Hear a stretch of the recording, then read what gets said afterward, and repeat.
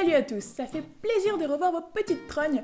Vous m'avez manqué aussi, c'est vrai que j'ai pas fait de vidéo depuis un moment, mais me revoilà pour un thème qui ne laisse personne indifférent. Oui, hein, pas de surprise, on va parler de Noël.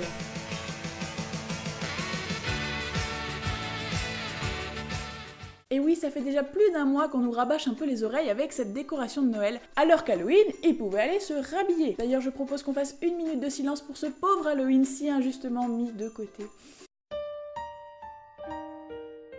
Donc ça fait depuis le mois d'octobre, soit un mois après la rentrée, que nos magasins préférés de décoration ont déjà saturé leurs rayons de petites boules de Noël, de Père Noël et de petits accessoires tout mignons. Maintenant, parmi toutes ces couleurs, ces matières, comment s'y retrouver et comment créer quelque chose d'harmonieux qui sent bon le chocolat chaud. Sachez qu'à Noël, on a deux grands thèmes. Le Noël traditionnel, donc c'est un petit peu ce qu'on voit dans toutes les séries américaines en ce moment. Si je vous dis ambiance chalet de montagne, gros pull, ambiance un peu rétro, feu dans la cheminée, bien sûr ça va vous rappeler beaucoup de souvenirs puisque c'est ce qu'on a vécu principalement quand on était gamin. Pour cette décoration, on pense bien sûr au rouge, au doré mais aussi au vert sapin. On retrouve des éléments incontournables, le grand sapin de Noël central, les chaussettes devant la cheminée ou le poêle, la crèche, la couronne, les guirlandes. Bref, une ambiance qui nous fait un petit peu retomber en enfance et qui fera un petit peu ressortir les vieilles décorations du carton sans scrupule. Plutôt malin, non? Pour beaucoup d'entre nous, Noël signifie aussi à 50% la neige. Et comme il y a environ une chance sur 20 pour qu'il neige à Noël, maudit réchauffement climatique! C'est à nous de faire rentrer l'hiver à la maison. Et c'est là qu'entre la Scandinavie. Oui, j'adore ce thème. Avec en l'occurrence de la récup, du détournement et de la fantaisie. Nous avons dans cette version également droit au sapin de Noël. Il peut être l'élément central, mais aussi se disperser dans plein de petits coins.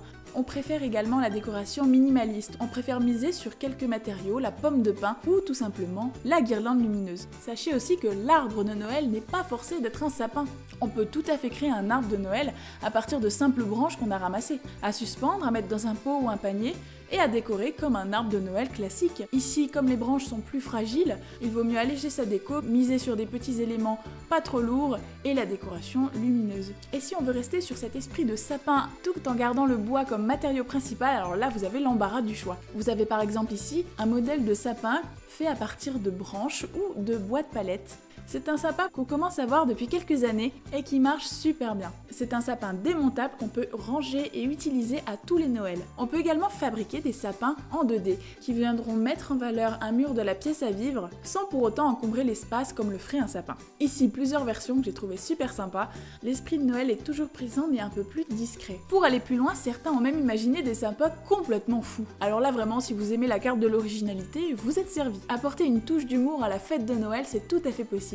C'est aussi ultra économique pour la plupart. Des sapins de papier, des sapins en livre, un sapin escabeau. Je trouve ça super sympa de détourner des objets à ce point. Vous pouvez faire un sapin de Noël avec n'importe quoi. Le tout c'est de rappeler la forme. Et enfin à Noël, on n'oublie pas le principal, c'est-à-dire la lumière. C'est aussi ça Noël, c'est aussi jouer avec la luminosité et en apporter un maximum, puisqu'à l'extérieur la nuit tombe plus vite. Comme nous n'avons pas tous la chance d'avoir une cheminée ou un poêle à la maison, tout comme moi, c'est en venant parsemer notre décoration de plein de petites lumières qu'on viendra apporter de la chaleur et une jolie ambiance. Voilà, j'espère que vous avez trouvé l'inspiration pour créer vous-même ou aller acheter quelques petits éléments pour votre décoration de Noël et créer quelque chose de magique.